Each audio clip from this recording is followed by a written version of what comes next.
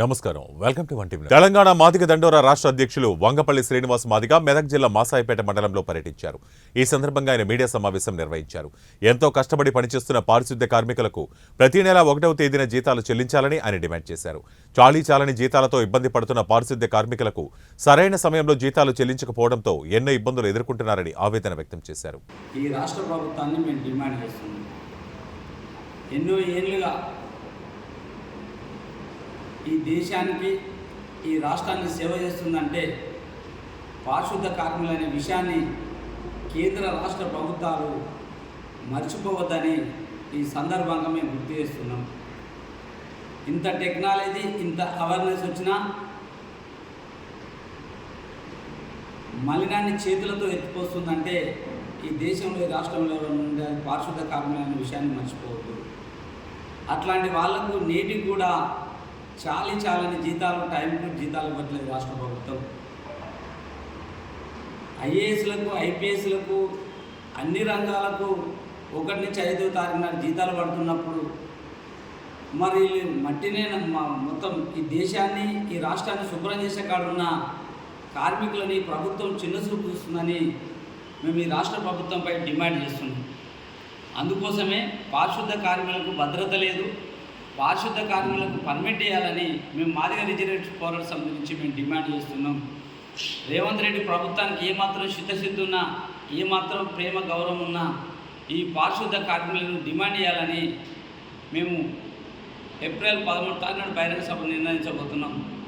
అప్పటిలోగా రేవంత్ రెడ్డి గారు సానుకూల Andhra Pradesh body building చరిత్రలో జాతీయ స్థాయిలో జూనియర్ మిస్టర్ ఇండియాగా ఛాంపియన్ ఆఫ్ ఛాంపియన్గా నిలిచిన ఏలూరు వాసి కోడూరు పవన్ కుమార్ అద్భుతాన్ని సృష్టించాడని, అలాగే రానున్న వివిధ జాతీయ అంతర్జాతీయ పోటీలలో ఆంధ్ర రాష్ట్ర బాడీ బిల్డర్లు తమ సత్తా చాటి మరిన్ని పథకాలు సాధించాలని the Andhra body builders association ప్రధాన కార్యదర్శి వాడపల్లి శ్రీనివాసరాజు తెలిపారు. ఆదర్శనగర్లో ఈ నెల 9, 10 తేదీల్లో దావణ్గేరేలో జరగనున్న south India body building dream classic మరియు 18, 19 తేదీల్లో లూధియానాలో జరగనున్న senior mister India body building పోటీలకు టీం ఆంధ్రప్రదేశ్ జట్టు ఎంపిక కార్యక్రమం జరిగింది. వివిధ జిల్లాల నుంచి బాడీ బిల్డర్లు ఈ కార్యక్రమానికి ఎంపికయ్యారు. ఈ సందర్భంగా ఇటీవల జూనియర్ మిస్ ఇండియాలో ఛాంపియన్ ఆఫ్ ఛాంపియన్ గెలిచిన కోడూరు పవన్ కుమార్ను రాష్ట్ర అసోసియేషన్ కార్యదర్శి వాడపల్లి శ్రీనివాసరాజు మరియు ఉపాధ్యక్షుడు అగ్గాల చల్లారావు, బొచ్చా కృష్ణ, పశ్చిమ గోదావరి జిల్లా organizing secretary Prakash, PRO Motepalli Ramakrishna పాల్గొన్నారు. ఈ సందర్భంగా ఇటీవల జూనియర్ మిస్టర్ ఇండియాలో బంగారు పథకాలు సాధించిన దివ్యాంగుల భాగంలో విశాఖవాసి కోటిరెడ్డి మరియు 70 కేజీల విభాగంలో బంగారు బతుకమ్మ సాధించిన కృష్ణా జిల్లా వాసి శ్రీనివాసులను అసోసియేషన్ సభ్యులు ప్రశంసించారు. అలాగే రానున్న పోటీలలో ఆంధ్ర జట్టు తన సత్తా చాటాలని అధ్యక్షులు స్వామి రమేష్ కుమార్ అభిలాషించారు. జాబ్స్లో కూడా సెంట్రల్ గవర్నమెంట్, స్టేట్ గవర్నమెంట్ జాబ్స్లో కూడా రిజర్వేషన్లు వచ్చే సదుపాయాలు ఉంటాయి. అందువల్ల దీనికోసం ఎదురు చూస్తుంటారు. ఈ పర్యాయం 2024 గాను మొన్న జేపీఆర్ యూనివర్సిటీలో 25వ తేదీన జరిగిన ఈ ఛాంపియన్షిప్లో సుమారు దేశవ్యాప్తంగా 400 మంది క్రీడాకారులు హాజరయ్యారు. ఒకరి మించిన ఒకరు బ్రహ్మాండమైన పాముతో ఉన్నారు. దాంట్లో మన ఏలూరు వాసి, మన ఆంధ్రప్రదేశ్కి సంబంధించి the Andhra body builder association తరఫున పార్టిసిపేట్ చేసిన పవన్ కుమార్, కోడూరు పవన్ కుమార్, ఈయన దీని ముందు జరిగిన ఇంటర్ యూనివర్సిటీ నేషనల్స్లోని ఆయన గోల్డ్ మెడల్ సాధించి ఓవరాల్ ఛాంపియన్షిప్ కూడా సాధించారు. అటువంటిది వెంటనే జరిగిన ఈ కాంపిటీషన్లో మొత్తం దేశవ్యాప్తంగా జరిగిన జూనియర్స్ నేషనల్స్లో పవన్ కుమార్ అతని విభాగంలో గోల్డ్ మెడల్తో పాటు ఓవరాల్ ఛాంపియన్గా నిలిచాడు. ఇది మన రాష్ట్రానికి బాడీ బిల్డింగ్ క్రీడలో ఒక గొప్ప విజయంగా మనం అభివర్ణించవచ్చు. ఎందుకంటే ఈరోజు ఆంధ్ర రాష్ట్రం ఏర్పడిన తర్వాత గత 10 సంవత్సరాల్లో ఇంతవరకు ఎవరు కొట్టింది లేదు ఈ ఛాంపియన్షిప్.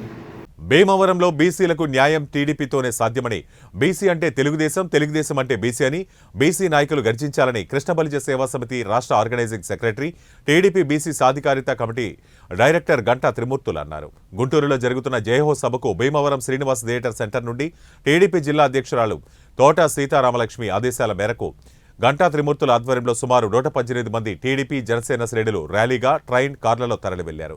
త్రిమూర్తులు మాట్లాడుతూ జైహోస్ సభలో బీసీ డిక్లరేషన్ ప్రకటించడం ఆనందదాయకమని, బీసీలంతా ఐకమత్యంతో తెలుగుదేశం పార్టీ జనసేన అభ్యర్థులను గెలిపించాలని అన్నారు. బీసీలతో పాటు అన్ని వర్గాల ప్రజలను ముఖ్యమంత్రి జగన్ మోసం చేస్తున్నారని, ఏ వర్గానికి సమన్యాయం చేయలేదని విమర్శించారు. రాజధాని లేని రాష్ట్రం మన ఆంధ్రప్రదేశ్ని 5 ఏళ్లలో రాజధాని లేకుండా జగన్ ప్రభుత్వం పరిపాలన సాగించారని, వైసీపీ ప్రభుత్వానికి కౌంటౌన్ మొదలైందని, రానున్నది టీడీపీ జనసేన ప్రభుత్వమేనని అన్నారు. జగన్ ప్రభుత్వాన్ని ఓడించడానికి జనం సిద్ధంగానే ఉన్నారని, బీసీ కులాలకు ప్రత్యేక కార్పొరేషన్ ఏర్పాటు చేసి ఎటువంటి నిధులు ఇవ్వకుండా జగన్ బీసీలకు అన్యాయం చేశారని విమర్శించారు.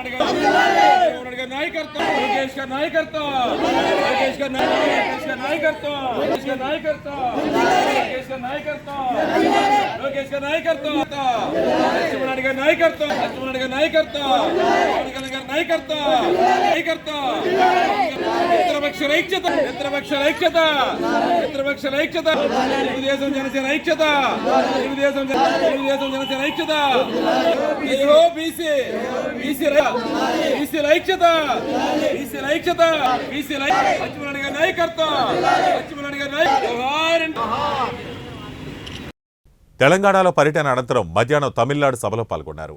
రాత్రికి తిరిగి హైదరాబాద్ చేరుకున్న ప్రధాని రాజ్భవన్లో బస చేశారు. ఇక వీడ్కోలు సందర్భంగా ప్రధాని నరేంద్ర మోడీకి సీఎం రేవంత్ రెడ్డి 11 విజ్ఞప్తులు చేశారు. కేంద్రం నుంచి సహకారం కావాలని కోరారు. హైదరాబాద్ మెట్రో విస్తరణ, అభివృద్ధి, మూసీ రివర్ ఫ్రంట్ అభివృద్ధి, తొమ్మిడిహెట్టి ఎత్తిపోతల ప్రాజెక్టు అంశం, హైదరాబాద్ శ్రీశైలం జాతీయ రహదారిపై అమరాబాద్ ఫారెస్ట్ ఏరియా మీదుగా ఎలివేటెడ్ కారిడార్ నిర్మాణానికి ఆర్థిక మద్దతు, ఎన్డీపీసీలో 4000 మెగావాట్ల విద్యుత్ ఉత్పత్తికి కేంద్ర సహకారం, ఇంటింటికి నల్ల, ఐపీఎస్ క్యాడర్ పెంపు, హైదరాబాద్ రామగుండం, హైదరాబాద్ నాగపూర్ రహదారులపై రక్షణ శాఖ భూముల మీదుగా ఎలివేటెడ్ కారిడార్ల నిర్మాణం, భారత్ మూలలో తెలంగాణకు ప్రాధాన్యత, తెలంగాణలో సెమీ కండక్టర్ల తయారీ తదితర అంశాల్లో సహకారం కోరుతూ విజ్ఞాపన లేఖను అందించారు. గుర్తుందా, శీతాకాలం ఫేమ్ టాలీవుడ్ నిర్మాత చింతపల్లి రామారావు నేడు బీజేపీలో చేరారు. ఏపీ బీజేపీ ప్రధాన కార్యాలయంలో పార్టీ రాష్ట్ర అధ్యక్షురాలు దగ్గుబాటి పురంధరేశ్వరి సమక్షంలో చింతపల్లి రామారావు బీజేపీలో చేరారు. రామారావుకు కాషాయ కండువా కప్పిన పురంధరేశ్వరి పార్టీలోకి స్వాగతం పలికారు. వ్యాపారవేత్త అయిన రామారావు వేదాక్షర మూవీస్ బ్యానర్ను స్థాపించి సినీ రంగంలోకి ప్రవేశించారు. బీఆర్ఎస్ నేత చేవెళ్ల శాసనసభ్యుడు కాళే యాదయ్య మంగళవారం ముఖ్యమంత్రి రేవంత్ రెడ్డిని కలిశారు. తెలంగాణ సచివాలయంలో మర్యాదపూర్వకంగా సీఎంను కలిశారు.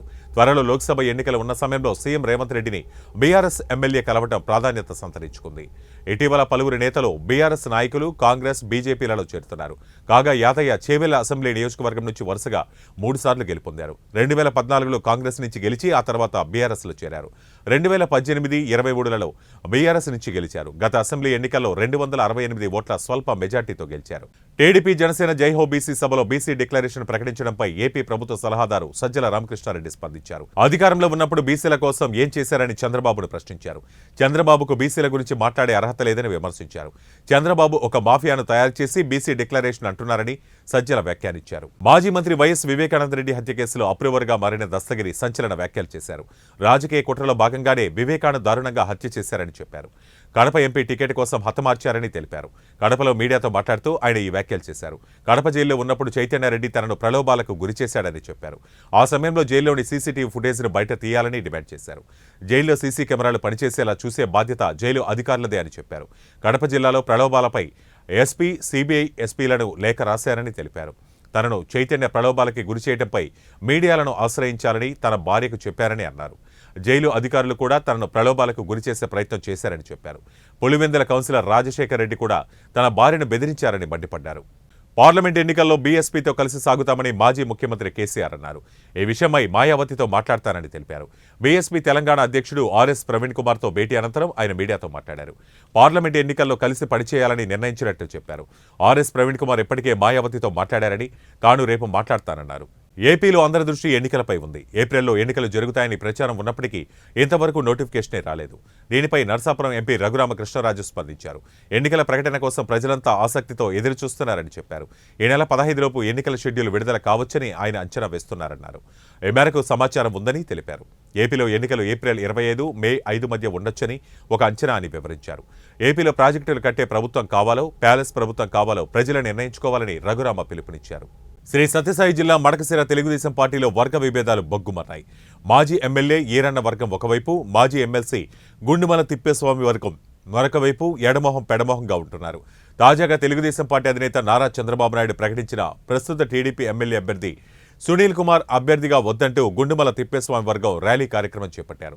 ర్యాలీలో భాగంగా చంద్ర అనే కార్యకర్త ఒంటిపై కిరోసిన్ పోసుకుని నిప్పండించుకునే ప్రయత్నం చేశాడు. మడకశిర ఎమ్మెల్యే టీడీపీ అభ్యర్థిగా సునీల్ కుమార్ను తప్పించి చంద్రబాబు న్యాయం చేయాలని నిప్పండించుకునే ప్రయత్నం చేశారు. అంతలో అక్కడ ఉన్న తోటి కార్యకర్తలు గుండుమల తిప్పేస్వామి వెంటనే అప్రమత్తమై చంద్ర ఒంటిపై నీళ్లు పోసి ఆత్మహత్య ప్రయత్నాన్ని అడ్డుకున్నారు. ఈ నెల 7వ తారీఖున నారా లోకేష్ మడకశిర పర్యటన నేపథ్యంలో వర్గ విభేదాలు నిప్పు ఎలా రాజుకుంటుందో అని మడకశిర ప్రజలు చర్చించుకుంటున్నారు.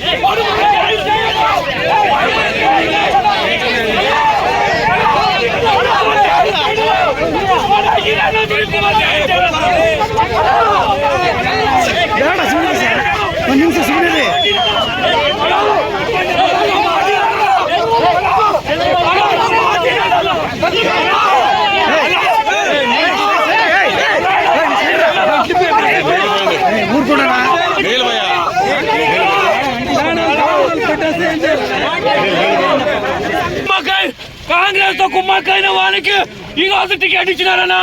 అలా తెలుగుదేశం పార్టీ కార్యకర్తలంతా అన్యాయం అయిపోతారన్నా. మార్చాల్సిందే, సునీల్ కుమార్ గారిని వెంటనే మార్చాల్సిందేనా.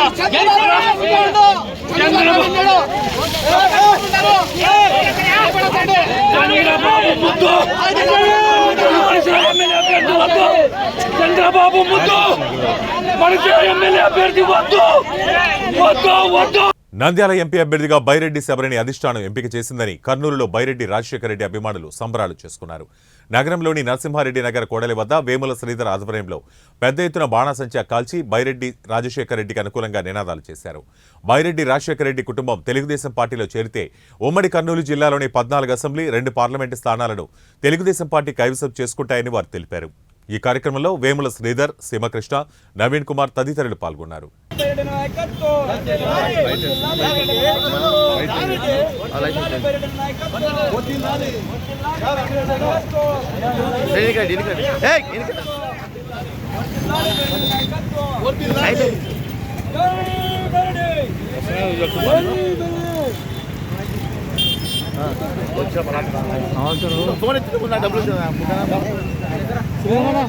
శ్రీధరనా ఆ మంచిది స్పీడ్ ఇట్లా పెట్టు అట్లా అన్న ఇక్కడ ఫోటో చూడన్నా ఫోటో ఫోటో ఫోటో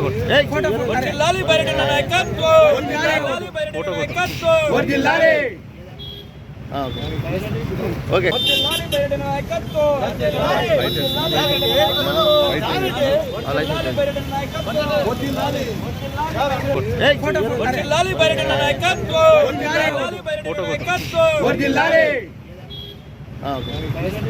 ఓకే. గౌరవనీయులు శ్రీ చంద్రబాబు నాయుడు గారి పిలుపు మేరకు శ్రీ బైరెడ్డి రాజశేఖర రెడ్డి గారు తెలుగుదేశం పార్టీలో చేరబోతున్నారు. శుభ సందర్భంలో మేము ఈ బాణసంచా మిఠాయిలు పంచుకున్నాము. బైరెడ్డి వారసురాలైన శ్రీ బైరెడ్డి శబరి గారికి నంద్యాల పార్లమెంట్ టికెట్ కేటాయించినందుకు మేము చాలా హర్షం వ్యక్తం చేస్తున్నాము. ఉభయ కర్నూలు జిల్లాల్లో ఒక ఊపు వస్తుంది. బైరెడ్డి రాజశేఖర రెడ్డి గారు తెలుగుదేశం పార్టీలోకి రావడం వలన పూర్వ వైభవం సంతరించుకుంటుందని మా ఆశాభావం వ్యక్తం చేస్తున్నాము. ఇంతవరకు ఉభయ కర్నూలు జిల్లాలో తెలుగుదేశం పార్టీకి గత ఎన్నికల్లో 14 అటుపోయిన ఎన్నికల్లో 12 సీట్లు పోయి వైసీపీ చాలా మంచి పొజిషన్లో ఉండి అటువంటిది బైరెడ్డి రాజశేఖర రెడ్డి గారు తెలుగుదేశం పార్టీలో రావడం వలన తెలుగుదేశం పార్టీ బాగా పుంజుకుంటుందని బైరెడ్డి రాజశేఖర రెడ్డి గారిని తెలుగుదేశం పార్టీలోకి తీసుకోవడం వల్ల తెలుగుదేశం పార్టీ కర్నూలు జిల్లాలో ముఖ్యంగా 14 సీట్లు తెలుగుదేశం పార్టీ కైవసం చేసుకునేటటువంటి అవకాశం ఉంది. అందరూ కూడా ఏకమై ఈసారి తెలుగుదేశం పార్టీ విజయం కోసం బైరెడ్డి అన్న గారి నాయకత్వంలో పనిచేస్తామని తెలియజేస్తా ఉన్నాం. టీడీపీ అధినేత నారా చంద్రబాబు నాయుడు గారు త్వరలోనే బైరెడ్డి రాజశేఖర రెడ్డి గారిని పార్టీలోకి ఆహ్వానించారు. అయితే వారసురాలైనటువంటి బైరెడ్డి శబరి అక్క గారికి నంద్యాల పార్లమెంటు కేటాయించడం జరిగింది. దాని శుభ సందర్భంలో ఈరోజు నారా చంద్రబాబు నాయుడు గారికి శుభాకాంక్షలు తెలియజేస్తూ ఉన్నాం. ఇంకా ఏం లేదు, 2024 ఎన్నికల్లో సిద్ధమా వాళ్ళు అంటున్నారు, సంసిద్ధమని మేమంటున్నాం. బైరెడ్డి రాజశేఖర తెలంగాణ రాష్ట్ర ఉర్దూ అకాడమీ చైర్మన్గా తాతాహీర్ బిన్ హందన్ బాధ్యతలు స్వీకరించారు. నాంపల్లి హజ్భవన్లో జరిగిన ఈ కార్యక్రమంలో తాహిర్ను వక్ఫ్ బోర్డు, మైనార్టీ కార్పొరేషన్ చైర్మన్లతో పాటు పలువురు కాంగ్రెస్ నాయకులు అభినందించారు. ముఖ్యమంత్రి రేవంత్ రెడ్డి, కేంద్రంలోని కాంగ్రెస్ పార్టీ పెద్దలు తనపై నమ్మకంతో కట్టబెట్టిన ఈ బాధ్యతలను సమర్థవంతంగా నిర్వహిస్తారని నూతన చైర్మన్ తాహిర్ బిన్ తెలిపారు. రాష్ట్రంలో ఉర్దూకు ప్రాధాన్యత ఇవ్వాలని, ముఖ్యమంత్రి కోరిక మేరకు అభివృద్ధి చేస్తానని పేర్కొన్నారు. కాంగ్రెస్ ప్రభుత్వం ప్రతిష్టాత్మకంగా తీసుకున్న 6 గ్యారంటీల అమలు కోసం ముఖ్యమంత్రి అహర్నిశలు కృషి చేస్తూ ప్రజల మద్దతు పొందుతున్నారని వెల్లడించారు. ఈరోజు ఎలక్ట్రానిక్ మీడియా ఉర్దూ మరియు తెలుగు ఛానళ్లకు సంబంధించినటువంటి విలేకరులు ఇక్కడికి వచ్చిన సందర్భాన నేను ఈరోజు ఉర్దూ అకాడమీ చైర్మన్గా బాధ్యతలు స్వీకరించినటువంటి విషయాన్ని, నాతో పాటు నేను బాధ్యతలు స్వీకరించినప్పుడు వక్ఫ్ బోర్డ్ చైర్మన్ గౌరవనీయులు అజ్మతుల్లా హుసేన్ గారు ఉన్నారు. అదేవిధంగా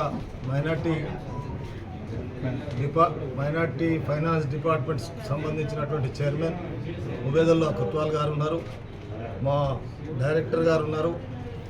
వారి అందరి తరఫు నుండి ఈ రాష్ట్రంలో ఉన్నటువంటి ప్రజలందరికీ, ముఖ్యంగా ఉర్దూ రిలేటెడ్ సంబంధించినటువంటి శాఖకు, అదేవిధంగా ఈరోజు ఈ బాధ్యతను నాకు ఇచ్చినటువంటి గౌరవ dynamic chief minister Revanth Reddy గారికి, అదేవిధంగా వారి క్యాబినెట్లో ఉన్నటువంటి ఉప ముఖ్యమంత్రి భట్టి గారికి, క్యాబినెట్ మంత్రులకు, ముఖ్యంగా నన్ను ఈరోజు ఈ చైర్మన్ పదవి ఇవ్వడానికి అఖిల భారత కాంగ్రెస్ కమిటీ అధ్యక్షులు ఖర్గే గారు, సోనియా గాంధీ గారు, ఈ రాష్ట్రానికి ఇన్ఛార్జిగా ఉన్నటువంటి దీపాదాస్ మున్షి గారికి, అదేవిధంగా మా జిల్లాకు సంబంధించినటువంటి గౌరవనీయులు మాజీ మంత్రివర్యులు శాసనసభ్యులు సుదర్శన్ రెడ్డి గారికి, అదేవిధంగా మాజీ మంత్రివర్యులు ప్రభుత్వానికి ఈరోజు ఎస్సీ, ఎస్టీ, బీసీ, మైనార్టీలకు ఏదైతే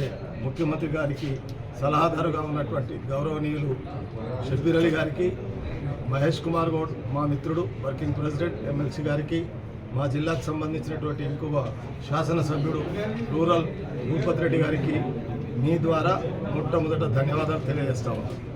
అదేవిధంగా మీకు ఒక విషయాన్ని